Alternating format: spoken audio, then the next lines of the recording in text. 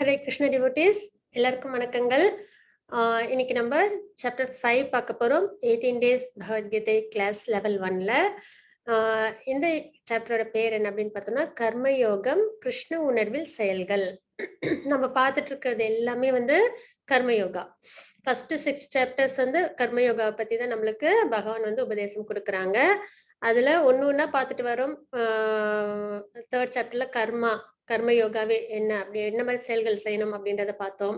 அதுக்கப்புறம் நேத்திக்கு 4th சாப்டர்ல யோகா ஆஃப் நாலேஜ், நிறைய நாலேஜ் எல்லாம் நம்ம கெயின் பண்ணுவோம், பகவானை பத்தின விஷயங்கள். அதுக்கப்புறம் டைம், கால அளவு, பிரம்மாவோட கால அளவு என்ன, அதெல்லாமும் நம்ம தெரிஞ்சுக்கிட்டோம். பகவானை பத்தி நிறைய விஷயம் என்ன தெரிஞ்சுக்கிட்டோம்னு பாத்தீங்கன்னா, பகவானுக்கு பிரசன்ட், பாஸ்ட், ஃபியூச்சர் எல்லாமே தெரியும் அப்படின்றதெல்லாம் நம்ம தெரிஞ்சுக்கிட்டோம் இல்லைங்களா? அதெல்லாம் தெரிஞ்சுக்கதான் நம்மளுக்கு பகவானோட ஒரு பந்தம் ஏற்படும், நல்ல ஒரு அட்டாச்மெண்ட், பாண்டிங் ஏற்படும். அதுக்கப்புறம் நம்ம என்ன தெரிஞ்சுக்கிட்டோம், ஸ்பிரிச்சுவல் மாஸ்டரோட கைடன்ஸ்ல நம்ம இது டிரான்சென்டென்டல் நாலேஜை தெரிஞ்சுக்கணும் அப்படின்றதையும் நம்ம பார்த்தோம். ஸ்பிரிச்சுவல் நாலேஜ்ன்றது டிவோஷனல் சர்வீஸ். அதுல நம்ம கரெக்டான பாத்துல நம்ம இருக்கோம் அப்படின்றத எப்படி தெரிஞ்சுக்கலாம் அப்படின்னு பாத்தீங்கன்னா, நம்ம பானஃபைடு சம்பிரதாயத்துல இருந்து நம்ம அந்த டிவோஷனல் சர்வீஸ பழக்கம் ஏற்படுத்திக்கணும். அதுதான் இருக்கிறதுலே உன்னதமான ஒரு வழியா இருக்கும். பானஃபைடு பரம்பரைன்றது 4 பார்த்தோம் இல்லைங்களா நேத்திக்கு. என்னென்ன பார்த்தோம்? கௌடிய சம்பிரதாயம், ருத்ர சம்பிரதாயம், ஸ்ரீ சம்பிரதாயம், அதுக்கப்புறம் குமார சம்பிரதாயம். இதெல்லாம் நம்ம நேத்திக்கு பார்த்தோம். அதுக்கப்புறம் இன்னைக்கு நம்ம பார்க்க போறது கர்மயோகம், கிருஷ்ண உணர்வில் செயல்கள் அப்படின்னா என்ன அப்படின்றத நம்ம பார்க்கலாம். அதுக்கு முன்னாடி நம்ம பகவானுக்கு பிரேயர் சொல்லலாம். ஸ்ரீ ஸ்ரீ ராதா கோவிந்தருக்கு. ஓம் அஜ்ஞானதிமிராந்தஸ்ய ஞானாஞ்சனசலாகியா சக்ஷரோன்மிலிதம் மேன தஸ்மை ஸ்ரீ குருவே நமः. ஸ்ரீ சைத்தன்ய மனோபீஷ்டம் ஸ்தாபிதம் மேன பூத்தலே ஸ்வயம் ரூப கதாமக்யம் ததாதி ஸ்வபதாந்திகம் வந்தேகம் ஸ்ரீகுரு ஸ்ரீயுதபதகமலம் ஸ்ரீகுருன் வைஷ்ணவாம்ச ஸ்ரீரூபம் சாக்ரஜாதம் சஹன ரகுநாதான்விதம் தம் சஜீவம் சாத்வைதம் சாவதூதம் பரிஜன சகிதம் கிருஷ்ண சைத்தன்ய தேவம் ஸ்ரீராதா கிருஷ்ண பாதான் சஹன லலிதா ஸ்ரீ விஷாகான்விதாம்ச. हे कृष्णा करुणा सिंधु दीनबंधो जगत्पते गोपेश गोपिका कांत राधा कांत नमोस्तुते. तप्त कांचन गौरांगे राधे वृंदावनेश्वरे वृषभानुसुते देवी प्रणमामि हरिप्रिये. वाञ्छाकल्पतरुपस्य कृपा सिन्धुभयेव च पतितानां पावनेभ्यो वैष्णवेभ्यो नमो नमः. जय श्री कृष्ण चैतन्य प्रभु नित्यानंद श्री अद्वैत गदाधर श्रीवासादि गौर भक्तवृंद. हरे कृष्णा कृष्ण कृष्ण हरे हरे, हरे राम राम राम हरे हरे.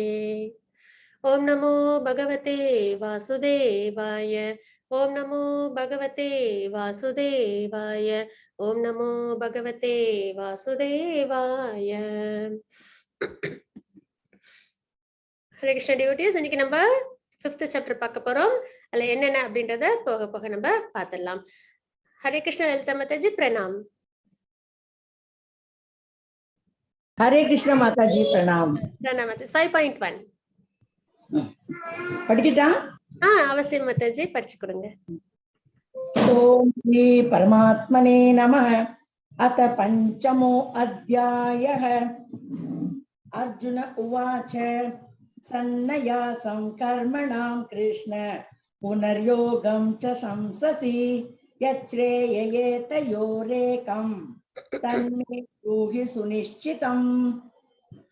அர்ஜுனன் கூறினார், கிருஷ்ணரே, முதலில் செயலை துறக்கவும் பின்னர் பக்தியுடன் செயலாற்றவும் பரிந்துரைத்துள்ளீர். இவை இரண்டில் சிறந்த நன்மையை தருவது எது என்பதை தயவு செய்து தெளிவாக விளக்குவீராக அப்படின்றது இங்க கேக்குறாங்க. அதாவது அர்ஜுனன் இது ஒரு கான்வர்சேஷன் இல்லைங்களா, பகவானுக்கும் அர்ஜுனருக்கும் உள்ள ஒரு சம்பாஷணை, உரையாடல்.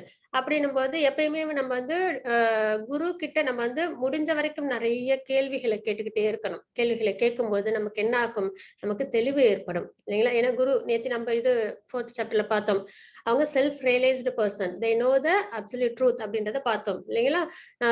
அப்சல்யூட் ட்ரூத் தெரிஞ்சவங்க, ஞானம் என்ன அப்படின்றத தெரிஞ்சவங்க. அப்ப அவங்க கிட்ட இருந்து முடிஞ்ச வரைக்கும் நம்ம என்ன பண்ணணும்னா, நிறைய கேள்விகளை கேட்டு அவங்க கிட்ட இருந்து நம்மளோட அந்த அறியாமை, மாயை இருக்கு இல்லைங்களா? ஸ்பிரிச்சுவல்ல நம்மளுக்கு நிறைய சந்தேகங்கள் இருக்கும். எது சரி தப்பு அப்படின்றதெல்லாம் தெரியாம இருக்கும். அது எல்லாத்தையும் நம்ம வந்து போக்கிக்கணும். அப்போ அங்கேயும் நம்ம பார்த்தோம்னா அப்படிதான் அர்ஜுனர் பார்த்தீங்கன்னா நிறைய கொஸ்டின்ஸ் கேட்டுட்டே இருப்பாங்க. அதுவும் இந்த கொஸ்டின், அதாவது ஒர்க் பண்றது, அதாவது செயல் புரியணுமா இல்ல ரினௌன்ஸ் பண்ணணுமா அப்படின்ற ஒரு விஷயத்த 3rd சாப்டர்ல இருந்து அப்புறம் 5th அப்புறம் 18th கேட்பாங்க. அப்ப இங்கேயும் அதே வந்து என்ன கேட்கறாங்க அப்படின்னு பாத்தீங்கன்னா, முதலில் செயலை துறக்கும் பின்னர் பக்தியுடன் செயலாற்றும் பரிந்துரைத்துள்ளீர். இவ்விரண்டில் சிறந்த நன்மையை தருவது எது என்பதை தயவு செய்து தெளிவாக விளக்குவீராக அப்படின்றது இங்க அர்ஜுனர் கேட்கிறாங்க. அதுக்கு முன்னாடி நம்ம ஒரு சின்ன ஒரு ரீகேப் மாதிரி பார்த்தலாம். ஃபர்ஸ்ட் சாப்டர்ல பாத்தீங்கன்னா வறண்ட மன யூகங்கள் விட பக்தி சேவை சிறந்தது அப்படின்றத வந்து நம்ம தெரிஞ்சுக்கிறோம் இல்லைங்களா? ஏன்னா வறண்ட மன யூகங்கள்ல மென்டல் ஸ்பெகுலேஷன்ஸ். ஏன்னா அவங்களோட போர் பண்ண மாட்டேன் அப்படின்னு சொன்ன 5 ரீசனுமே பாத்தீங்கன்னா எல்லாமே மென்டல் ஸ்பெகுலேஷன்ஸ் தான். ஏன்னா ஆத்மா நித்தியமானது, அதுக்கப்புறம் வந்து சத்திரியரோட தர்மம் என்னது, ஃபைட் பண்ணணும், அந்த மாதிரி தர்மத்துக்காக அவங்க போர் பண்ணணும், நாட்டை பாதுகாக்கணும், இதெல்லாம் இருக்கு. ஆனா அவங்க என்ன பண்ண அர்ஜுனர் என்ன என்ன எதனால அவங்க வந்து போர் பண்ண மாட்டேனாங்க? மென்டல் ஸ்பெகுலேஷன்ஸ், கம்பேஷன், அப்புறம் வந்து சின் பாவம் வந்து சேருமே அப்படின்ற ஒரு மென்டல் ஸ்பெகுலேஷன்ஸ்னால அவங்க வந்து போர் பண்ண மாட்டேன் அப்படின்றதெல்லாம் பார்த்தோம் இல்லைங்களா? அப்போ இந்த மாதிரி நிறைய நம்மளுக்கும் இருக்கும், எது சரி தப்புன்னு தெரியாம இந்த இந்த இந்த செயல் நம்ம செய்யறது சரியா, இந்த செயல் தப்பா அப்படின்றது நம்மளுக்கும் நிறைய இது மென்டல் ஸ்பெகுலேஷன்ஸ் நிறைய இருக்கும் இல்லைங்களா? அப்ப அதெல்லாம் விட எது சிறந்தது அப்படின்னு பாத்தீங்கன்னா பக்தி சேவை சிறந்தது. அதை நம்ம யார்கிட்டயும் தெரிஞ்சுக்கிறோம், நம்ம ஸ்பிரிச்சுவல் மாஸ்டர்ஸ்ட இருந்து நம்ம தெரிஞ்சுக்கணும். பியூர் டிவோட்டீஸோட அசோசியேஷன்ல இருந்தோம்னாலே அவங்க நம்மள கரெக்டா நம்மள கைட் பண்ணுவாங்க.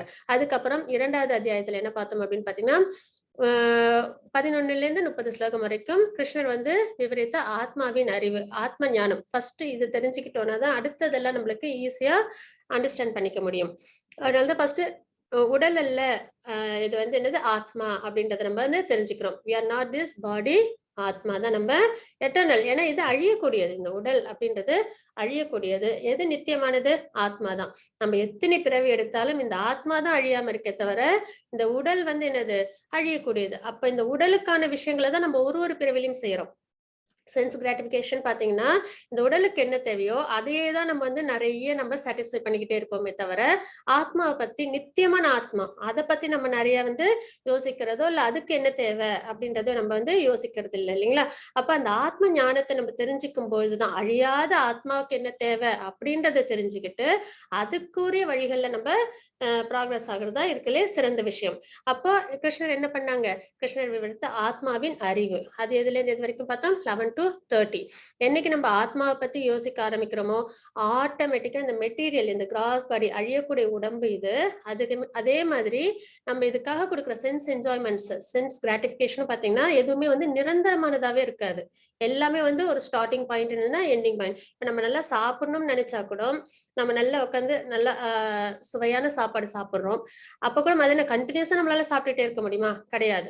ஓரளவு சாப்பிட்டதுக்கு அப்புறம் போதும் அப்படின்ற ஒரு எண்ணம் வரும். திருப்பி அடுத்து கொஞ்ச நேரம் கழிச்சு அதே நம்ம வந்து ஆசைப்படுவோம்.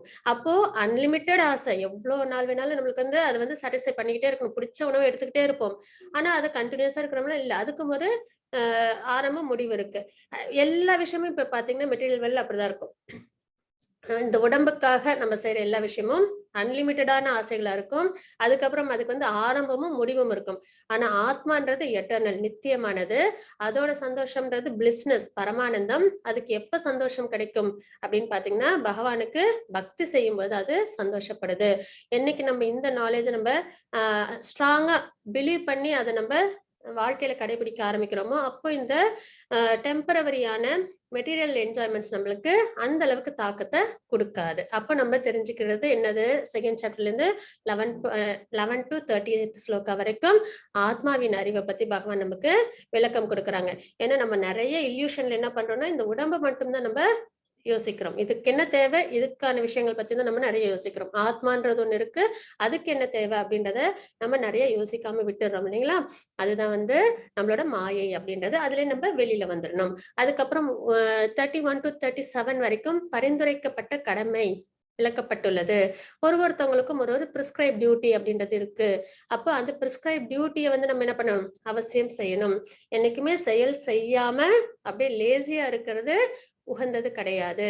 செயல் செய்யறது தான் உகந்தது. அதுவும் நம்மளுக்கான பிரிஸ்கிரைப் டியூட்டியை பகவானுக்காக செய்யணும், தர்மத்துக்காக செய்யணும். இந்த மாதிரி ஒரு விஷயத்த நம்மளோட இந்த வாழ்க்கையிலும் நம்ம கடைபிடிக்கணும். நம்ம எடுத்துக்கிற பிரசாதம், சாண்டிங், அதுக்கப்புறம் டிவோட்டீஸோட அசோசியேஷன், அதுக்கப்புறம் இந்த மாதிரி நிறைய கிளாஸஸ் அட்டென்ட் பண்றது, அதுக்கப்புறம் பாத்தீங்கன்னா நம்மளோட ஏர்னிங்ஸ் இருக்கு அப்படின்னா கூட அதையும் என்ன பண்ணணும், பகவானோட கைங்கரியத்துக்காக நம்ம அதை பயன்படுத்தணும். அப்படி நம்ம பயன்படுத்தும் போது நம்மளோட அந்த ஏர்னிங்ஸ் கூட என்ன ஆகும், நம்ம பகவானுக்காக நம்ம அர்ப்பணம் பண்ண மாதிரி ஆகும். ஒரு சர்டன் பெர்சன்டேஜ் நம்ம என்ன பண்ணணும், பகவானுக்காக அர்ப்பணம் பண்ணணும். ஏன்னா அவங்களோட திறமையினால, அவங்களோட மர்சினால, அவங்க படைச்ச இந்த உலகத்துல அவங்க கிட்ட இருந்து வந்து நம்ம ஏர்ன் பண்றோம். அப்போ அதையும் நம்ம என்ன பண்ணணும், பகவானுக்காக நம்ம கொஞ்சம் அதை அர்ப்பணம் பண்ணணும். இந்த மாதிரி நிறைய விஷயங்களை நம்ம வாழ்க்கையில கிருஷ்ணரை முன்னிலைப்படுத்தி நம்ம செய்யும் போது நம்மளுக்கு என்ன கிடைக்கும், பியூரிபிகேஷன் கிடைக்கும். அது கிருஷ்ணரை முன்னிலைப்படுத்தாம நம்ம செய்யும் போது நம்மளுக்கு நம்ம செய்யற நல்ல விஷயங்களுக்கு நம்மளுக்கு சொர்க்கம் கிடைக்கும், நம்ம செய்யற தப்பான விஷயங்களுக்கு நம்மளுக்கு நரகம் கிடைக்கும். அப்ப இந்த மாதிரி தாற்பயங்களை நம்ம புரிஞ்சுக்கிறோம்.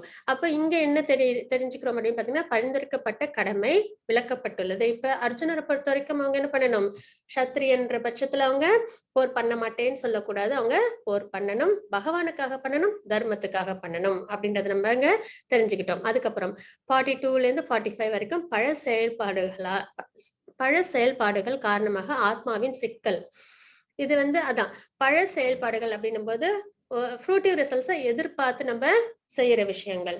எனக்கு இது செஞ்சா இது கிடைக்கணும், இது செஞ்சா இது கிடைக்கணும், எப்படியும் ஏதாவது ஒரு விஷயத்துக்கு நம்ம ஆசைப்பட்டுக்கிட்டே இருப்போம் இல்லைங்களா. போதும் அப்படின்னு ஏதாவது ஒரு இடத்துல நம்மளுக்கு வருமா அப்படின்னு பாத்தீங்கன்னா, இந்த மெட்டீரியல் என்ஜாய்மெண்ட்ல அவ்வளோ ஈஸியா நம்ம சாட்டிஸ்ஃபை ஆக மாட்டோம், இன்னும் ஆசைப்படுறோம் இல்லைங்களா. அப்ப அப்ப அந்த மாதிரி டிசையர்ஸை நம்ம அச்சீவ் பண்ண என்ன ஆகும் அப்படின்னு பாத்தீங்கன்னா, அதுல கிருஷ்ணா கான்சியஸ்னஸ் இல்லாம பகவானோட முன்னிலைப்படுத்தி செய்யாததுனால ஆத்மாக்கு என்ன சிக்கல் ஆகும் அப்படின்னு பாத்தீங்கன்னா, ஆத்மா லிபரேட்டே ஆக முடியாது, அது சந்தோஷமாவும் இருக்க முடியாது, அமைதியாவும் இருக்க முடியாது. அதுதான் ஆத்மாவோட சிக்கல். அது என்ன ஆயிடும், ஃபுல்லா இந்த மெட்டீரியல் கிராட்டிபிகேஷன்லயே இருக்கும்போது அது என்ன ஆயிடும், அதோட டார்கெட் அதால அச்சீவ் பண்ணவே முடியாது. அதுக்கு ஸ்பிரிச்சுவலா ப்ராக்ரஸ் ஆகணும் ஆத்மாவுக்கு. அதனால அதுக்கு என்ன ஆகுது, பழ செயல்பாடுகள் காரணமாக ஆத்மாவின் சிக்கல் என்னன்னு அப்படின்றத நம்ம இங்க 42ல இருந்து 45 வரைக்கும் நம்ம பார்த்தோம். அதுக்கப்புறம் 46ல இருந்து 53 வரைக்கும் பக்தி சேவையால் பௌதீக பந்தத்திலிருந்து பிரிக்கப்படுவதை விளக்குகிறது. நம்ம பகவானுக்கு பக்தி சேவை செய்ய செய்ய நம்ம என்ன ஆகுறோம், கொஞ்சம் கொஞ்சமா மெட்டீரியல்ல இருந்து நம்ம டிட்டாச் ஆகும். அதனால நம்ம எதையுமே நம்ம என்ஜாய் பண்ணலன்றதே கிடையவே கிடையாது. அப்பயும் நம்ம நல்லா தான் சாப்பிட போறோம், ஆனா பிரசாதம் எடுத்துக்க போறோம். அப்பயும் நம்ம பொழுத நல்லா தான் கழிக்க போறோம், ஆனா நல்ல இந்த மாதிரி சத்சங்களை இணைஞ்சு நம்மளோட நேரத்தை முறையான வேலை. இப்ப இதே நேரத்தை நம்ம பகவானோட விஷயத்துல பயன்படுத்தலைன்னா நம்ம வேற என்ன பண்ணுவோம் அப்படின்னு பாத்தீங்கன்னா, இந்த மெட்டீரியல் வேர்ல்டுல வேற ஏதாவது டிவி பாக்குறதோ இல்ல யாரு கூடயாவது பேசிட்டு இருப்போம். பேசும்போதும் ஒரு சில சமயத்துல என்ன ஆயிடும், நமக்கு அந்த பேச்சு பிரச்சனைகளை கொண்டு விட்டுடும். அதே மாதிரி நம்ம வேற ஏதாவது டிவி பார்த்தாலும் அதுல ஏதாவது நம்மளுக்கு சென்ஸ் கிராட்டிபிகேஷனுக்கு தப்பான விஷயத்த காமிச்சாங்க, இல்ல வேற ஏதாவது ஒரு டாக்கட்டிவ் ஷோல ஏதாவது தப்பான ஒரு விஷயத்த நம்ம எடுத்துக்கிட்டோம்னால அதையே மனசு போட்டு நினைச்சுக்கிட்டே இருக்கும். அப்போ நம்மளுக்கு அதுல என்ன இருக்கும், ஒரு சாட்டிஸ்ஃபைட் நம்மளுக்கு இருக்காது. அதே நம்ம ஒரு கிளாஸ் அட்டென்ட் பண்ணோம், பக்தி பண்ணோம், கோயிலுக்கு போயிட்டு வந்தோம் அப்படின்ற பட்சத்துல நம்மளுக்கு ஒரு அமைதியும் சந்தோஷமும் கிடைக்குது இல்லைங்களா. அதெல்லாம் தான் பக்தி சேவையால் பௌதிக பந்தத்திலிருந்து பிரிக்கப்படுவதை விளக்குகிறது அப்படின்றத நம்ம இங்க பாக்குறோம். அதுக்கப்புறம் 3வது அத்தியாயம் 17ல இருந்து 18 வரைக்கும் ஞானத்தின் தளத்தில் ஒரு நபருக்கு எந்த கடமையும் இல்லை என்பதை விளக்குகிறது. ஞானம் அப்படின்றது நாலேஜ். அந்த நாலேஜ் என்னன்னா, சோலுக்கு என்ன வேணும் அப்படின்னு பார்த்தா இந்த உலகத்துல ஒண்ணுமே கிடையாது இல்லைங்களா. சோலுக்கு இந்த உலகத்துல அச்சீவ் பண்றதுக்கு எதுவுமே கிடையாது. அதை பொறுத்த வரைக்கும் என்னது, ஸ்பிரிச்சுவல் தான் சோல். ஏன்னா ஸ்பிரிட் சோல் நம்மளோடது, தெய்வீகமான ஆத்மா, ஸ்பிரிட் சோல். அப்போ அதுக்கு இந்த மெட்டீரியல் என்ஜாய்மெண்ட்ஸ்ல மெட்டீரியல் உலகத்துல ஏதாவது இருக்குதா அப்படின்னு பாத்தீங்கன்னா, தனிச்சு அதுக்கு எதுவுமே என்ஜாய் பண்றதுக்கு கிடையாது. அப்ப அதுதான் ஞானத்தின் தளம். ஒரு நபருக்கு எந்த கடமையும் இல்லை என்பதை விளக்குகிறது அப்படின்றத நம்ம இங்க பாக்குறோம். அப்புறம் அத்தியாயம் 4 33 ஸ்லோகால் என்ன பார்த்தோம் அப்படின்னு பாத்தீங்கன்னா, அனைத்து வகையான தியாக வேலைகளும் ஞானத்தின் தளத்தில் உச்சமடைகிறது அப்படின்றத நம்ம இங்க பாக்குறோம். அதுல என்ன டிரான்ஸ்லேஷன் இருக்கு அப்படின்னு பாத்தீங்கன்னா, ஞான யாகம் பொருட்களை யாகம் செய்வதை விட சிறந்தது அப்படின்றது பகவான் சொல்றாங்க. நம்ம நிறைய பொருட்கள்லாம் போட்டு யாக யஜ்யங்கள்லாம் பண்றோம், ஆனா யாருக்கு பண்றோம் எதுக்கு பண்றோம் தெரியாம பண்றதை விட ஞான யாகம்ன்றது என்னன்னு பாத்தீங்கன்னா, நிறைய நாலேஜ், ஸ்பிரிச்சுவல் நாலேஜ் கெயின் பண்றது. எப்படி ஸ்பிரிச்சுவல் நாலேஜ் கெயின் பண்ண முடியும்? நம்மளோட ஸ்கிரிப்சர்ஸ் தான் பேசிக் ஆதாரம். நம்மளோட வேதங்கள், உபனிஷத்கள், புராணங்கள், இத பத்தி நிறைய தெரிஞ்சுக்கணும். எல்லா வேதங்களையும் நம்மளால தெரிஞ்சுக்கிற அளவுக்கு நம்மளுக்கு என்னது, இந்த கலியுகத்துல அதுவும் வந்து மிகவும் கடினம் இல்லைங்களா? ஏன்னா நம்மளுக்கு கலியுகத்தோட நேச்சர் அப்படின்றத நம்ம வந்து டைப் பண்ணி பார்த்தாலே தெரியும் கூகுள்ல. ரொம்ப என்னது, லேசியா இருக்கும், மந்த புத்தியா இருக்கும் நமக்கு. அதுக்கப்புறம் டிவோஷனல் சர்வீஸ்ல ஆர்வமே இருக்காது. இதெல்லாம் வந்து கலியுகத்தோட நேச்சர் அப்படின்றதே இருக்கும். அது வந்து அதுக்குன்னே ஒரு இது உபனிஷத் இருக்கு, கலிசந்தர்னு உபனிஷத் அப்படின்னு இருக்கு. அதுல போய் நம்ம படிச்சு பார்த்தோம்னா கலிகாலம் எப்படி இருக்கும்ன்றத வேதத்துல அந்த உபனிஷத்துல அவ்வளவு கிளியரா போட்டிருப்பாங்க. சண்டை போடுறதுக்கு ரொம்ப பிரியப்படுவோமா, சும்மா ஒரு காரணமுமே இருக்காது, ஆனா நம்மளுக்கு சண்டை போடுறதுக்கு ரொம்ப பிரியப்படுவோம் அப்படின்ற மாதிரிலாம் இருக்கும். அப்புறம் வந்து ஹிப்போக்ரட்டிக்கா இருப்போம் அப்படின்ற மாதிரிலாம் நிறைய வந்து விஷயங்கள் நம்மளுக்கு அதுல போட்டு இருக்கும்.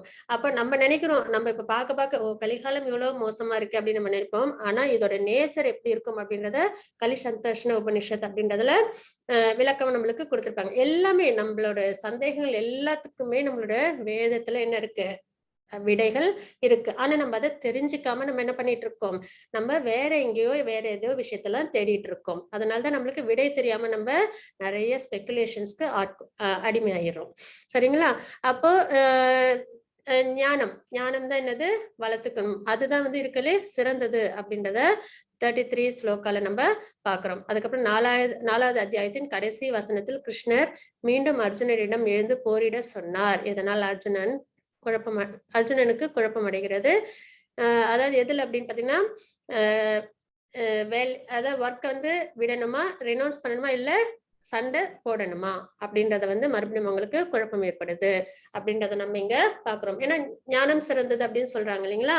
அதுக்கப்புறம் வந்து பக்தி சேவை தான் சிறந்ததுன்றத மறுபடியும் பகவான் வந்து சுட்டி காமிக்கிறாங்க. அப்ப மறுபடியும் வந்து போர் பண்ணணுமா வேணாமா அப்படின்ற ஒரு குழப்பம் ஏற்படுது. ஹரே கிருஷ்ண மாதாஜி.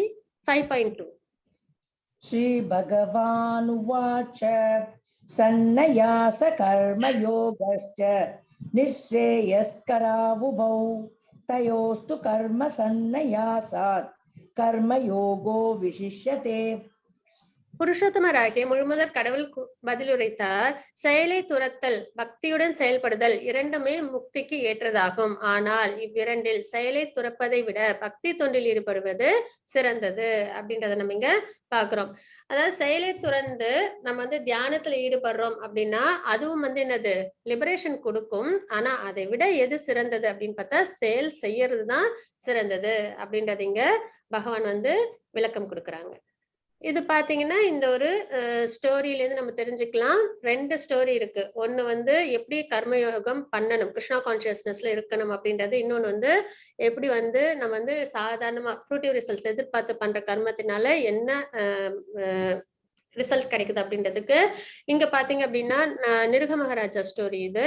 நிருக மகாராஜா அப்படின்றவங்க ஒரு சிறந்த அரசர், ரொம்பவே நல்ல தர்ம வழியில ஆட்சி பண்ணுவாங்க அவங்க. அப்படி அவங்க வந்து ரொம்ப தர்ம வழியில ஆட்சி பண்ணுவாங்க, எந்த ஒரு குறையும் கிடையாது. நல்லபடியா அவங்களோட நாட்கள் கடந்துட்டு இருக்கு. அவங்க என்ன பண்ணாங்கன்னா தினப்படி நிறைய தானங்கள் தவங்கள் இதெல்லாம் செஞ்சுட்டு ஆக்டிவிட்டிஸ் நிறைய பண்ணிட்டு இருந்தாங்க.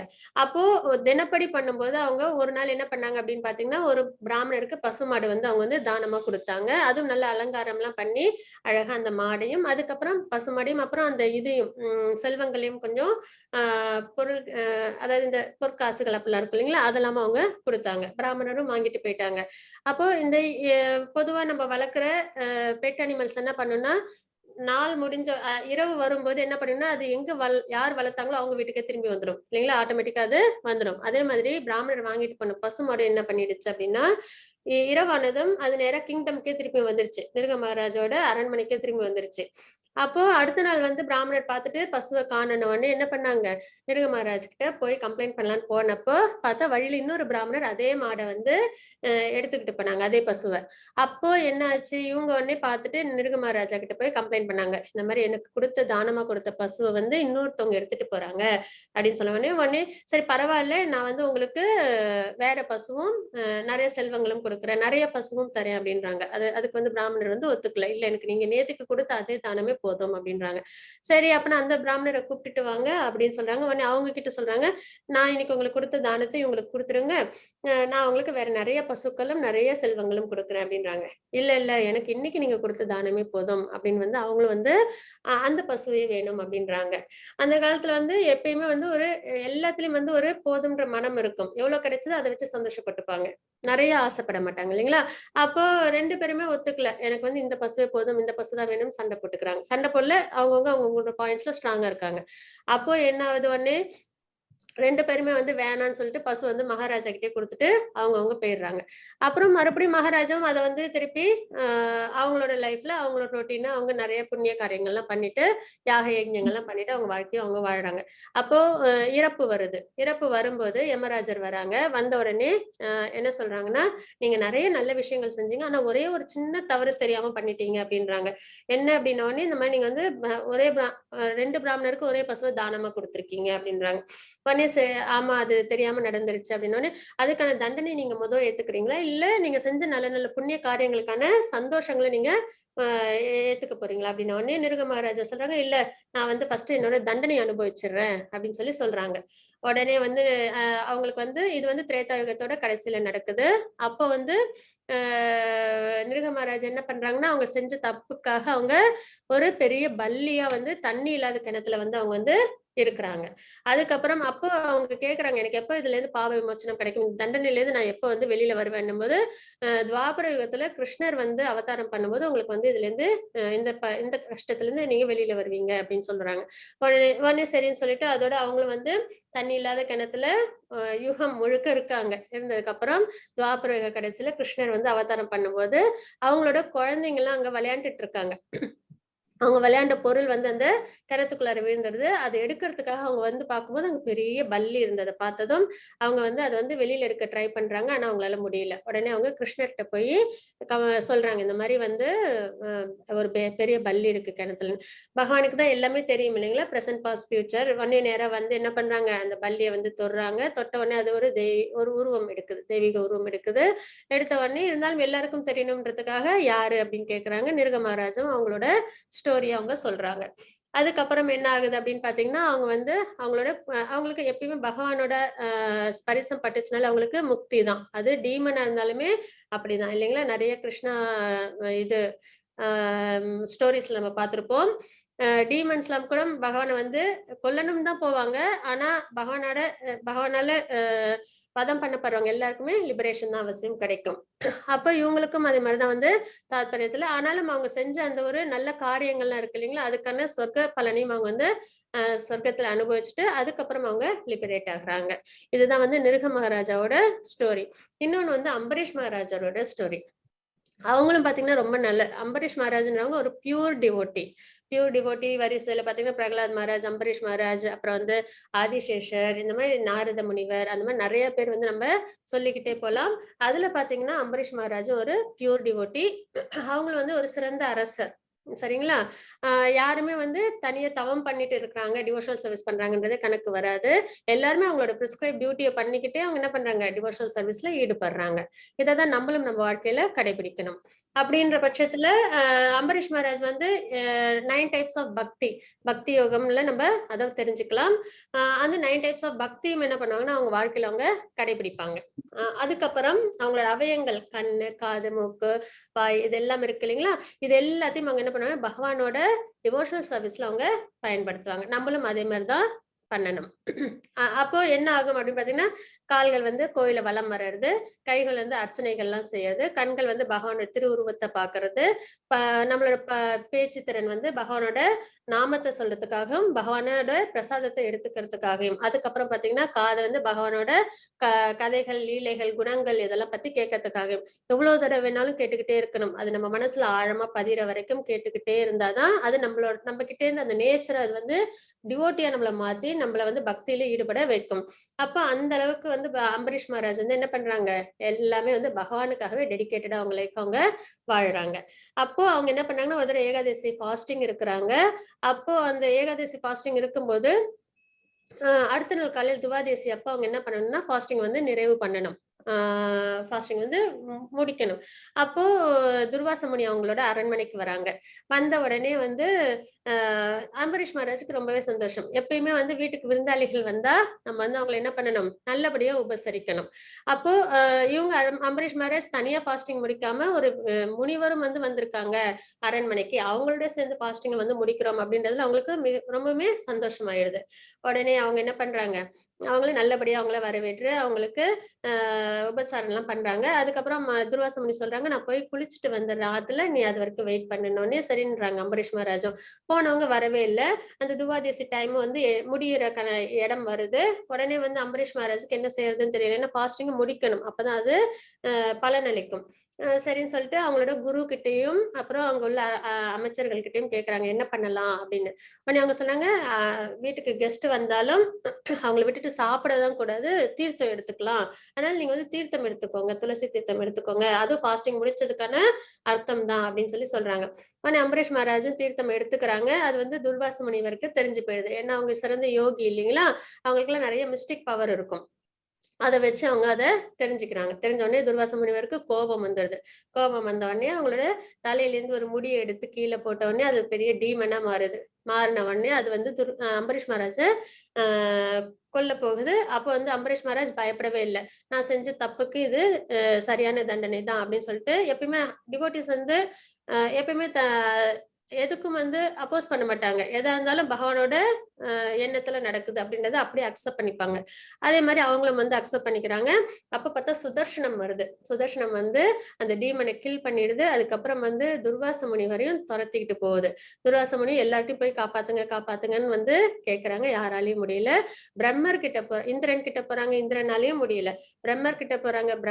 பிரம்மா வந்து என்ன சொல்றாங்க, இல்ல இல்ல என்னால சுதர்சனத்தெல்லாம் வந்து தடை பண்ண முடியாது, கட்டுப்படுத்த முடியாது, அவ்வளவு சக்தி என்கிட்ட இல்ல அப்படின்னு சொல்றாங்க. அப்புறம் லார்ட் சிவா கிட்ட போறாங்க. லார்ட் சிவாவும் என்ன சொல்றாங்கன்னா, இல்ல இல்ல என்னால வந்து சுதர்சனத்தை வந்து கட்டுப்படுத்த முடியாது, அதனால நீங்க வந்து நாராயணர்கிட்டயே சரணம் அடையுங்க அப்படின்றாங்க. நாராயணர் கிட்ட போறாங்க. நாராயணர் சொல்றாங்க, நீ எனக்கு ஏதாவது அபச்சாரம் பண்ணியிருந்தா கூட நான் உன்னை மன்னிச்சிடுவேன், இனிமே பண்ண மாட்டேன்னு சொல்லியிருந்தா, ஆனா நீ வந்து என்னோட பக்தன் கிட்ட அபச்சாரப்பட்டுட்ட, அது வந்து என்னது என்னால வந்து பொறுத்துக்க முடியாது, அதனால சுதர்சனத்தை என்னாலையுமே கண்ட்ரோல் பண்ண முடியாதுன்னு. அப்பதான் துர்வாச முனிவருக்கு தெரியுது, ஓ டிவோட்டிஸ்க்கு இவ்வளோ உயர்வு இருக்கா அப்படின்னு சொல்லிட்டு. உடனே இப்ப நான் என்ன பண்ணணும் அப்படின்னு வந்து கேக்குறாங்க.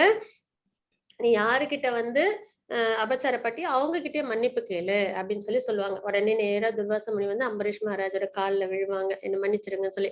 ஆனா வந்து அம்பரீஷ் மகாராஜ் என்ன பண்ணுவாங்க, அவங்கள காலில் விழுற அளவுக்குலாம் இல்லாம உடனே வந்து நீங்க செஞ்சது தப்பே இல்லை அப்படின்னு சொல்லி அவங்க வந்து மன்னிக்கிறாங்க. எப்பவுமே டிவோட்டிஸோட நேச்சர் அப்படிதான் இருக்கும். யார் மேலேயும் என்னது அவங்களுக்கு பகை உணர்வு வராது. அப்படியே வந்து யாராவது கஷ்டப்படுத்தினாலும் அவங்கள உடனே அவங்க என்ன பண்ணிடுவாங்க, மன்னிக்கிற குணம் வந்து அவங்களுக்கு எப்பயுமே நிரம்பி இருக்கும். எல்லா நல்ல குவாலிட்டிஸும் இருந்தாதான் அவங்க டிவோட்டி. இக்னோரன்ட் மோட்லயோ ரஜோகுணத்துல இருந்தாங்க அப்படின்னா அவங்க பக்குவப்பட்டு என்ன பண்ணணும், குட்னஸ் மோடுக்கு வரணும். அப்பதான் வந்து பகவானுக்கு பக்தி சேவையை முழுமையா பண்ண முடியும். அப்ப என்ன ஆகுதுன்னா உடனே சரின்ட்டு அவங்களும் மன்னிக்கிறாங்க. உடனே வந்து சுதர்சன சக்கரமும் அமைதியாயிடுது. இதுதான் ஒரு டிவோட்டிக்கோட இருக்கிற ஏத்தம். அது மட்டும் இல்லாம பலன்களை ஃப்ரூட்டிவ் ரிசல்ட் எதிர்பார்த்து பண்ண நிருக மகாராஜுக்கு என்னாச்சு, நல்லதுதான் பண்ணாங்க. ஆனா தெரியாம பண்ண ஒரு தப்புக்கும் அவங்களுக்கு என்ன கிடைச்சது, தண்டனை கிடைச்சது. ஆனா வந்து ஒருத்தவங்க கிருஷ்ணா கான்சியஸ்னஸ்ல பியூர் டிவோட்டியா இருந்து செய்யும் போது அவங்களுக்கு ஒரு கஷ்டம் வருது அப்படின்னா அதை பகவானே என்ன பண்ணுவாங்க, பாதுகாத்து கொடுப்பாங்க அந்த டிவோட்டிய. அதுதான் பிரகலாத் மகாராஜ் ஸ்டோரியிலும் நடந்தது இல்லைங்களா. ஏகப்பட்ட அபாயங்கள் அவங்க அப்பா பண்ணப்பையும் என்னாச்சு, ஒரு இடத்துல கூட நம்பிக்கை இழக்காம பிரகலாத் மகாராஜ் என்ன பண்ணாங்க, பகவானுக்கு டிவோஷனல் சர்வீஸ் பண்ணாங்க. நம்மளை காப்பாத்துவாங்களா காப்பாத்த மாட்டாங்களான்னு கூட அவங்களுக்கு வந்து சந்தேகமே வரல. காப்பாத்துனா பரவாயில்ல, காப்பாத்தலனாலும் பரவாயில்ல, அதுதான் ஒரு டிவோட்டியோட தன்மையாவே இருக்கும். வாழ்க்கையில ஏதாவது ஒரு பிரச்சனை வந்துச்சுன்னா சரி இது என்னோட கர்மத்தினால வருது அப்படின்ற ஒரு மனப்பக்குவத்தோட இருப்பாங்க. வாழ்க்கையில ஏதோ ஒரு நல்லது நடந்ததுன்னா அது என்னோட இது பகவானோட அனுகிரகத்தினால எனக்கு கிடைக்குது அப்படின்ற ஒரு மனப்பக்குவத்தோட இருப்பாங்க. அந்த மாதிரி இருக்கிற பட்சத்துல என்ன பண்றாங்க, கடைசியில பகவான் வந்து பிரகலாத் மகாராஜ் எல்லா இடத்துலயும் காப்பாத்துறாங்க, எல்லா ஆபத்துல இருந்து காப்பாத்துறாங்க. கடைசியா பகவான் வந்து பிரகலாத் மகாராஜ ஹிரண்யகசிபு வதம் பண்ணி காப்பாத்துறாங்க இல்லைங்களா. அந்த மாதிரி ஒரு பியூர் டிவோட்டினா அந்த டிட்டர்மினண்டா இருக்கணும், நம்பிக்கையோட இருக்கணும், அன்கண்டிஷனல் லவ்வோட டிவோஷனல் சர்வீஸ் பகவானுக்கு பண்ணணும். இதெல்லாம் தான் வந்து பேசிக் குவாலிட்டிஸ். அப்போ இதுதான் வந்து கிருஷ்ணா கான்சியஸ்னஸ், யோகா இன் கிருஷ்ணா கான்சியஸ் தான் நம்ம இன்னைக்கு பாக்குறது. அப்போ ஆக்டிவிட்டி இன் கிருஷ்ணா கான்சியஸ்னஸ்ன்றது அம்பரீஷ் மகாராஜ் மாதிரி இருக்கிறது, பியூர் டிவோட்டிஸ் பிரகலாத் மகாராஜ் மாதிரி இருக்கிறது. அதே வந்து எதையாவது எதிர்பார்த்து செஞ்சோம் அப்படின்னா ஒரு சிறிய நம்ம எப்பயுமே கான்சியஸா இருக்க முடியாது இல்லைங்களா. ஏதோ ஒரு இடத்துல நம்ம கேர்லெஸ்ஸா இருந்தோம். அப்ப அந்த மாதிரி செய்யற தவறுகள் கூட என்ன ஆயிடும், நம்மளுக்கு ஒரு சில கஷ்டத்தை கொடுத்துடும் அப்படின்றத நம்ம இங்க பாக்குறோம். மாதாஜி 5.3 கேயச நித்ய சந்நியாசி யோ ந த்வேஷ்டி ந காங்க்ஷதி நிர்த்வந்த்வோ ஹி மகாபாஹோ சுகம் பந்தாத் பிரமுச்யதே. எவனொருவன் தனது செயல்களில் விளைவுகளில் விருப்பு வெறுப்பு அற்றவனோ அவனே நிரந்தரமான சன்னியாசி ஆவான். சன்னியாசி ரினவுன்ஸ்டு பர்சன்னா எப்படி இருப்பாங்க அப்படின்றதுக்கான அர்த்தத்தை இங்க நம்ம இங்க பாக்குறோம். விருப்பு வெறுப்பு இது வந்து இல்லாதவங்களா இருக்கணும், டியூவாலிட்டிஸ் அது வந்து அவங்களுக்கு சுத்தமா இருக்கக்கூடாது. அதுதான் வந்து ஒரு சன்னியாசியோட அடையாளம். சரிங்களா. அதுதான் நம்ம இந்த ஸ்லோகத்துல பாக்குறோம். எவனொருவன் தனது செயல்களின் விளைவுகளில் விருப்பு வெறுப்பு, செயல்களை செய்யறது கடமையா, அதுல உள்ள ரிசல்ட்ல வந்து விருப்பு வெறுப்பு இல்லாம இருக்கிறாங்களோ அவங்களேதான் வந்து நிரந்தர சன்னியாசி அப்படின்றத பகவான் இங்க சொல்றாங்க. பலம் பொருந்திய எங்களுடைய அர்ஜுனா, எல்லா இருமைகளில் இருந்தும் விடுபட்டுள்ள அத்தகையோன், இருமைகள்னா டியூவாலிட்டிஸ் சரிங்களா, ஹேட்ரட் டிசையர் அதுதான் பௌதீக பந்தங்களை எளிதில் வென்று. அந்த மாதிரி யார் ஒருத்தவங்க விருப்பு வெறுப்புல வந்து ஆர்வம் இல்லாம இருக்காங்களோ அவங்க வந்து இந்த பௌதீக பந்தத்துல இருந்து எளிதில் என்ன பண்ணுவாங்க, வெளியில வந்து முக்தி அடைகிறாங்க அப்படின்றத பாக்குறோம். விருப்பு வெறுப்புன்றது எல்லாமே இந்த உடம்பு சம்பந்தப்பட்டதுதான், ஆத்மா சம்பந்தப்பட்டதே இல்லை. அப்போ அந்த விருப்பு வெறுப்புல அவங்க வந்து பெருசா நாட்டம் இல்லை அப்படின்னாலே என்ன அர்த்தம், மெட்டீரியலுக்கு அவங்க இம்பார்ட்டன்ஸ் கொடுக்கல. அவங்க என்ன பண்றாங்க, ஸ்பிரிட் சோலுக்கு அவங்க இம்பார்ட்டன்ஸ் கொடுக்குறாங்க, பகவானுக்கு இம்பார்ட்டன்ஸ் கொடுக்குறாங்கன்றது தெரியுது இல்லைங்களா. அப்ப யார் ஒருத்தவங்க அந்த ப்ராக்ரஸ்ல ஸ்பிரிச்சுவல் ப்ராக்ரஸ்ல இருக்காங்களோ அவங்க முக்தி அடைகிறாங்க அப்படின்றத நம்ம இங்க பாக்குறோம். அதுக்கப்புறம் இது இன்னொரு ஸ்டோரியும் இருக்கு. ஹரிதாஸ் டாக்கூர் தன் இடைவிடாத கிருஷ்ண ஜப மகிமையால் வேசிய ஸ்திரீயை மனம் திருத்தி கிருஷ்ண பக்தி மார்க்கத்தில் திருப்பினார் அப்படின்றத நம்ம இங்க பாக்குறோம். ஹரிதாஸ் டாக்கூர் அப்படின்றவங்க ஒரு சிறந்த ஒரு பக்தர் சரிங்களா. அவங்க என்ன பண்ணுவாங்கன்னா, நம்ம இப்ப ஹரே கிருஷ்ணா மகாமந்திரம் சாண்டிங் பண்றோம் இல்லைங்களா, அது மாதிரி அவங்க வந்து 3 lakhs டைம் பண்ணுவாங்களாம் ஒரு நாளைக்கு. அப்போ அவங்க வந்து ஒரு 2 hours தான் வந்து அவங்க வந்து ரெஸ்டே எடுப்பாங்களாம். அவங்களோட விஷயங்களுக்கு அவங்க கொடுக்குற அளவு வந்து ஒரு 2 மணி நேரம் தான். மிச்ச நேரம் எல்லாம் பகவானோட நாமத்தை உச்சரிக்கிறதுலயே அவங்க வந்து மகிழ்ச்சி அடைகிறாங்க சரிங்களா. அது மட்டும்தான் அவங்க அதுவும் ரொம்ப அப்சார்ப்டா அந்த மாதிரி அவங்க ரொம்ப நல்லா சாண்டிங் பண்ணிட்டு இருக்காங்க. அப்போ அவங்கள டிஸ்டர்ப் பண்றதுக்காக ஒரு ப்ராஸ்டியூட் வராங்க. அப்போ ஹரிதாஸ் தாக்கூர் என்ன பண்றாங்கன்னா, அந்த லேடி வந்த உடனே நீங்க கொஞ்ச நேரம் இருங்க, நான் என்னோட சாண்டிங் முடிச்சுட்டு வரேன் அப்படின்னு சொல்றாங்க. உடனே இவங்களும் சாண்டிங் பண்றாங்க, அதுக்குள்ள நாளே முடிஞ்சிருது. உடனே நாளைக்கு வாங்க அப்படின்றாங்க. மறுபடியும் அடுத்த நாள் அவங்க வருவாங்க. வந்த உடனே மறுபடியும் இவங்க என்ன பண்ணுவாங்க, சாண்டிங் பண்ணிட்டே இருப்பாங்க. இன்னைக்கும் நாள் முடிஞ்சிருச்சு, நாளைக்கு வாங்க அப்படின்னுவாங்க. மறுபடியும் அடுத்த நாள் வருவாங்க அந்த லேடி. வந்த உடனே ஹரிதாஸ் தாக்கூர் சாண்டிங் பண்ணும்போது இவங்களும் சாண்டிங் பண்ண ஆரம்பிச்சிருவாங்க. அப்ப என்ன ஆயிடும்னா, அத ஒரு தூய பக்தரோட சகவாசம் அசோசியேஷன்ன்றது இதுதான். அவங்கள பார்த்து பார்த்து அவங்க என்ன பண்ண ஆரம்பிச்சுட்டாங்க, அவங்களும் சாண்டிங் பண்ண ஆரம்பிச்சு அவங்களும் என்ன ஆயிட்டாங்க, பியூர் டிவோட்டியா மாறிடுறாங்க. இதுதான் வந்து ஒரு டிவோட்டியோட பலம் அப்படின்னு நம்ம பார்க்கலாம். மாதாஜி 5.10 பிரம்மண்யாதாய கர்மாணி சங்கம் த்யக்த்வா கரோதி யஹ லிப்யதேன ச பாபேன பத்மபத்ர விமாம்பசா. பற்றின்றி தனது கடமைகளை செய்து பலன்களை பரமபுருஷ பகவானுக்கு அர்ப்பணிப்பவன் தாமரை இலை எவ்வாறு நீரால் தீண்டப்படுவதில்லையோ அது போல அவன் பாப விளைவுகளால் தீண்டப்படுவதில்லை அப்படின்றது இங்க பகவான் சொல்றாங்க. என்னன்னா, பற்றின்றி தனது கடமைகளை செய்வது, நம்மளுடைய டியூட்டி பிரிஸ்கிரைப் டியூட்டிய எந்த விதமான பற்றுதலும் இல்லாம கடமையை நம்ம சரிவர செய்யறது செஞ்சோம் அப்படின்னா அதுக்கப்புறம் அதோட ரிசல்ட் வந்து என்ன பண்ணிடுறோம், பகவான் கிட்ட ஒப்படைச்சிடுறோம். அந்த மாதிரி பண்ணிட்டாலே நம்மளுக்கு அமைதி வந்துடும். ஆட்டோமேட்டிக்கா நம்மளுக்கு மனம் எப்படி இருக்கும், அமைதியா இருக்கும். நம்ம தர்ம வழியில பற்றின்றி நம்மளோட கடமைகளை செஞ்சோன்ற ஒரு சந்தோஷமும் கிடைக்கும். அதுக்கப்புறம் பகவான் தான் வந்து அதோட அதாவது பலன்கள் நம்ம என்ன பண்ணிடுறோம், பகவான்கிட்ட நம்ம ஒப்படைச்சிடுறோம். அப்போ நம்மளுக்கு நம்ம நல்லது செஞ்சோம்னா கண்டிப்பா என்ன கிடைக்கும், நல்லதே தான் கிடைக்கும் இல்லைங்களா? அப்போ நம்மளுக்கு அமைதியும் கிடைக்கும், சந்தோஷமும் கிடைக்கும். அப்போ பலன்களை பரமபுருஷ பகவானுக்கு அர்ப்பணிப்பவன் தாமரை இலை எவ்வாறு நீரால் தீண்டப்படுவதில்லையோ, தாமரை இலையில தண்ணி வந்து ஒட்டாது இல்லைங்களா, இதுதான் அனாலஜி. அப்போ அது போல அவன் பாப விளைவுகளால் தீண்டப்படுவதில்லை. பாபமும் என்ன ஆகாது, அவங்க வந்து தீண்டாது அப்படின்றத நம்ம இங்க பாக்குறோம்.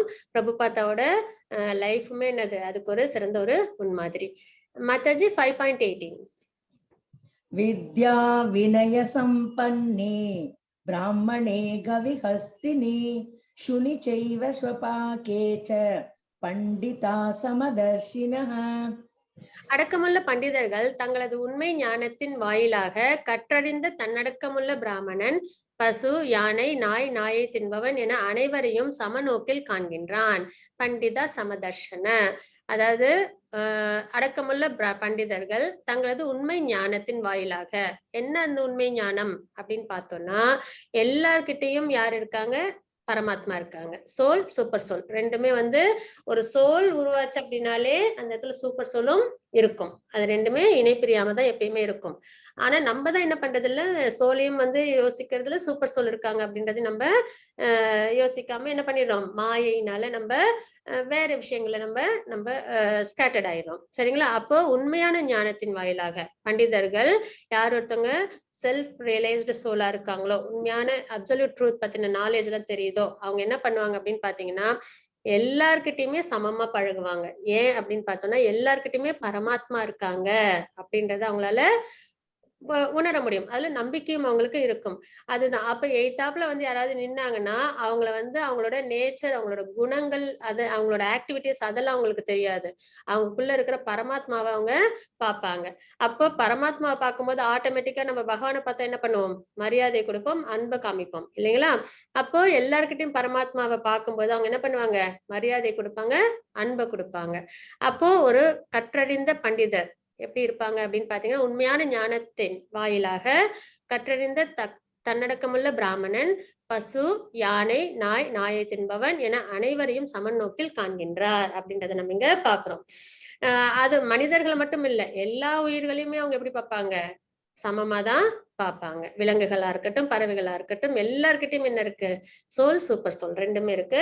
அப்ப பரமாத்மாவை மத்தவங்க கிட்ட பாக்குறதுனால அவங்களுக்கு ஆட்டோமேட்டிக்கா அவங்க மேல வெறுப்புகள் வராது, அவங்க கிட்ட உள்ள குறைகள் எல்லாம் தெரியாது. அவங்க ஸ்ட்ரைட்டா போக்கஸ்டா யார்கிட்ட இருக்காங்க, பரமாத்மா கிட்ட இருக்காங்க. அப்ப பகவானை பார்க்கும்போது நம்மளுக்கு என்ன வராது, கோபமோ வெறுப்போ வராது, நமக்கு அன்பும் மரியாதையும் தான் ஏற்படும். அப்ப எல்லாரையும் சமநோக்கூட அவங்க பாக்குறாங்க அப்படின்றத நம்ம இந்த ஸ்லோகத்துல தெரிஞ்சுக்கிறோம். மாதாஜி 5.22 ஏஹி சம்ஸ்பர்ஷஜா போகா துக்க யோனய ஏவ தே ஆத்யந்தவந்த கௌந்தேய ந தேஷு ரமதே புதக.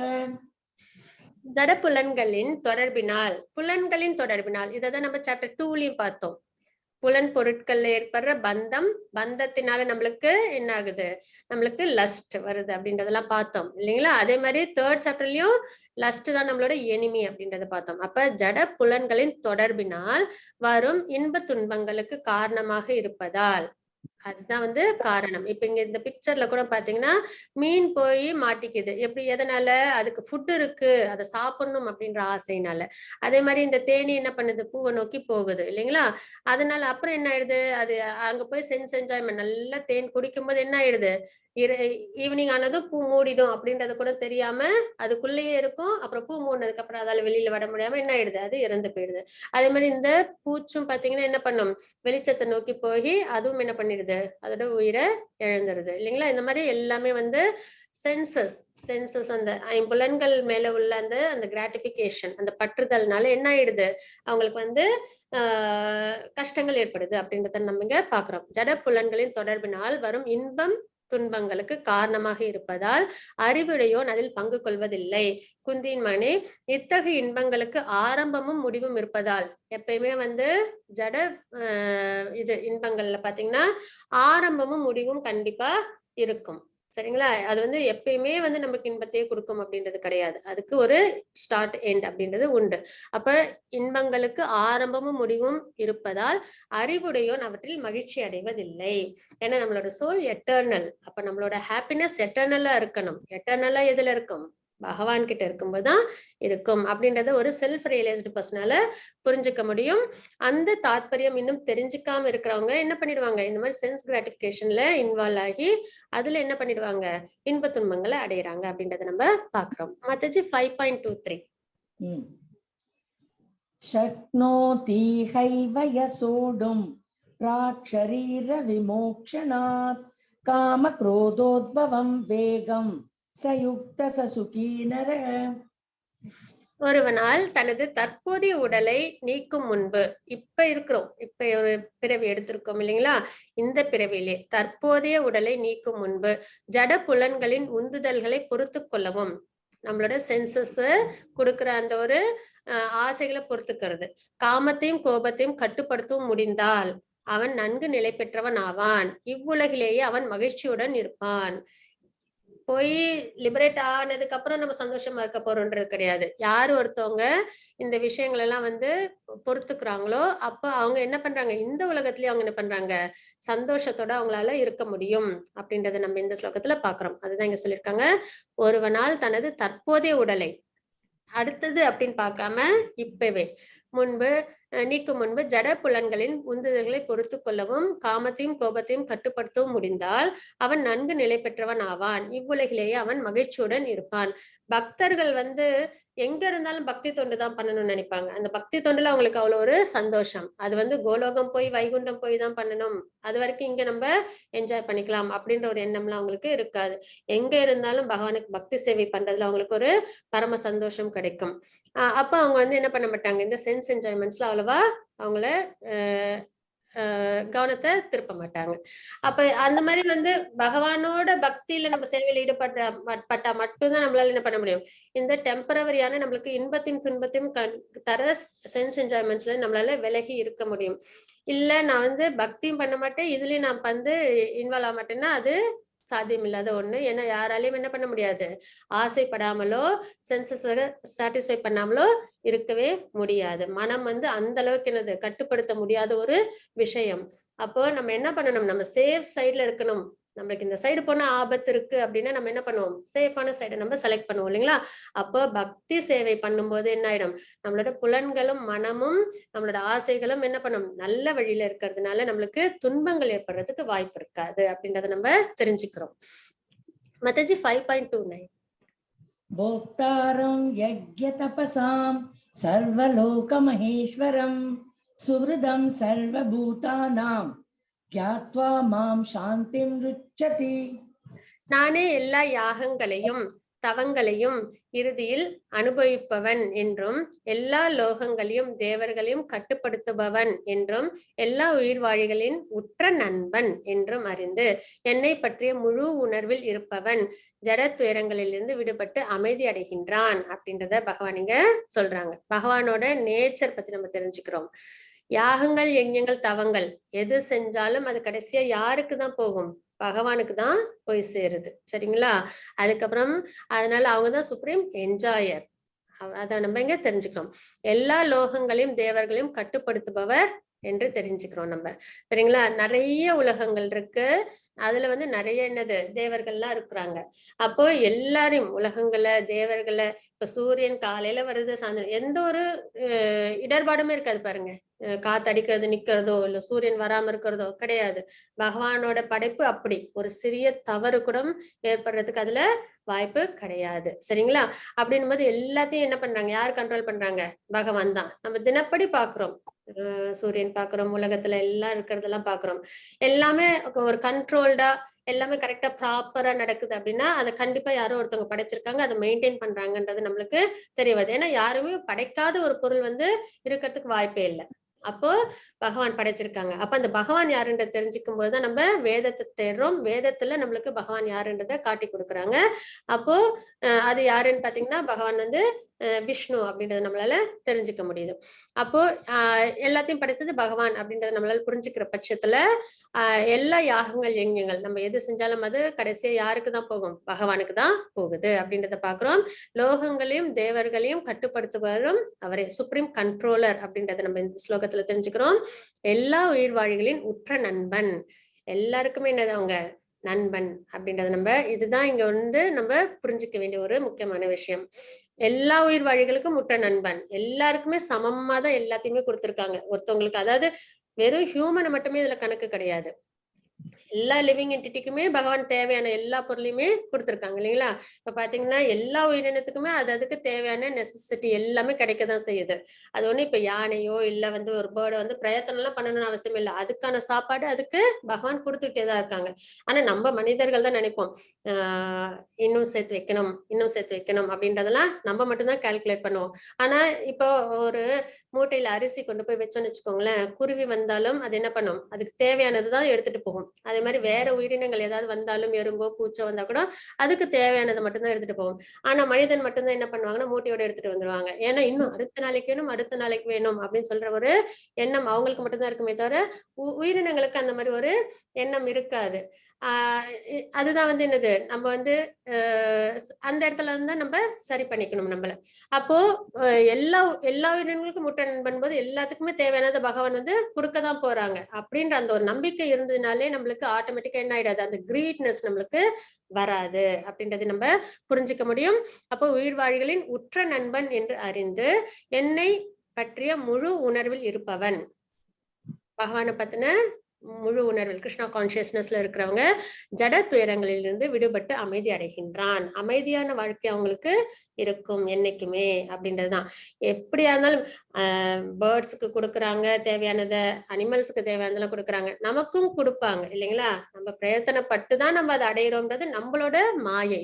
நம்மளுக்கும் என்ன வேணும் அப்படின்றது நம்மளோட கர்மங்களை பொறுத்து ஆல்ரெடி தீர்மானம் ஆயிருக்கும். அதுதான் சொல்லுவாங்க சந்தோஷம், எனக்கு இது வேணும் அது வேணும்னு வந்து நம்ம வந்து பகவானை போய் கேட்கிறோம் இல்லைங்களா? யாரும் போய் எனக்கு துக்கம் வேணும், எனக்கு இன்னைக்கு இவ்வளவு கஷ்டம் கொடுங்கன்னு கேட்கறது இல்ல. ஆனா துக்கம் நம்மளுக்கு ஆட்டோமேட்டிக்கா வந்துகிட்டேதான் இருக்கு.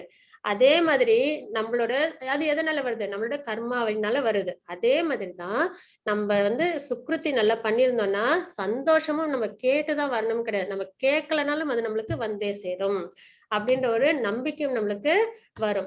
அப்போ இந்த மாதிரி நிறைய விஷயங்களை நம்ம ஆன்மீக வழியில நம்ம யோசிக்கும் போது நம்மளுக்கு பகவான்கிட்ட கேட்கறதுக்குன்றது ஒண்ணுமே கிடையாது. பக்தி மட்டும்தான் நம்ம பகவான் கிட்ட கேட்க வேண்டிய ஒரு விஷயமா இருக்கும் அப்படின்றத நம்ம தெரிஞ்சுக்கிறோம். சோ இந்த ஸ்லோகத்துல இருந்து நம்ம என்ன பாக்குறோம்னா பகவான் தான் சுப்ரீம் என்ஜாயர், அப்புறம் சுப்ரீம் கண்ட்ரோலர், அதுக்கப்புறம் எல்லாருக்கும் உற்ற நண்பன், தேவையான எல்லாத்தையுமே பகவான் நம்மளுக்கு கொடுப்பாங்க. என்னை பற்றிய முழு உணர்வில் இருப்பவன் ஜட துயரங்களிலிருந்து விடுபட்டு அமைதி அடைகின்றான். அப்ப அந்த ஆன்சைட்டி இருக்காது. யாரெல்லாம் கிருஷ்ண உணர்வுல இருக்காங்களோ எனக்கு இது கிடைக்குமா கிடைக்காதா, இது வேணும் அது வேணும், அந்த ஆன்சைட்டி கிடைக்காது. எது நம்மளுக்கு இருக்கணுமோ கிடைக்கணுமோ பகவான் கொடுக்கணும்னு இருக்காங்களோ அது நம்மளுக்கு அவசியம் கிடைக்கும் அப்படின்ற ஒரு எண்ணத்துல அவங்க இருப்பாங்க. அமைதி அவங்களுக்கு கிடைக்கும், சந்தோஷமும் கிடைக்கும் அப்படின்றத நம்ம பாக்குறோம்.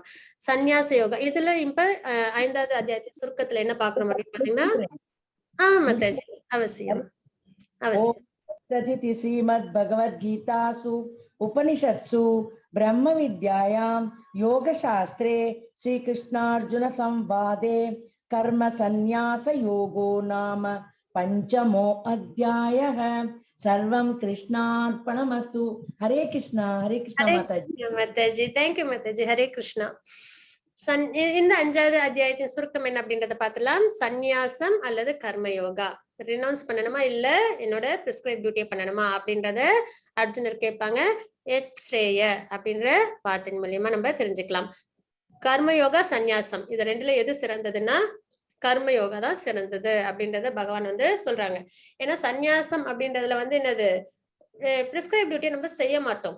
செய்யலனாலே என்ன ஆயிடும், நம்மளே இன்னொருத்தவங்க பார்த்துக்கிற மாதிரி நம்ம இருப்போம். அப்போ நம்ம பிரிஸ்கிரைப் டியூட்டியை நம்ம அவசியம் செய்யணும். அப்போ கர்மயோகம் சிறந்தது அப்படின்றத நம்ம இங்க பாக்குறோம். கர்மயோகோ விசிஷ்யதே அப்படின்ற வார்த்தையின் மூலியமா நிஷ்கர்மா கர்ம பந்தத்தில் இருந்து விடுவிக்கிறது. கர்மயோகா பண்ணணும்னு தெரிஞ்சிருச்சு. அப்ப அந்த கர்மயோகா எப்படி இருக்கணும் அப்படின்னு பாத்தீங்கன்னா நிஷ்காம கர்மயோகாவா இருக்கணும். நிஷ்காம கர்மயோகானா நம்ம ப்ரூட்டிவ் ரிசல்ட்ஸ் எதிர்பார்க்காம, மெட்டீரியல் விஷயம் எதுவும் எதிர்பார்க்காம பகவானுக்காக செய்யற டிவோஷனல் சர்வீஸ், அந்த நாலேஜ் நம்மளுக்கு சேர்ந்திருக்கும்.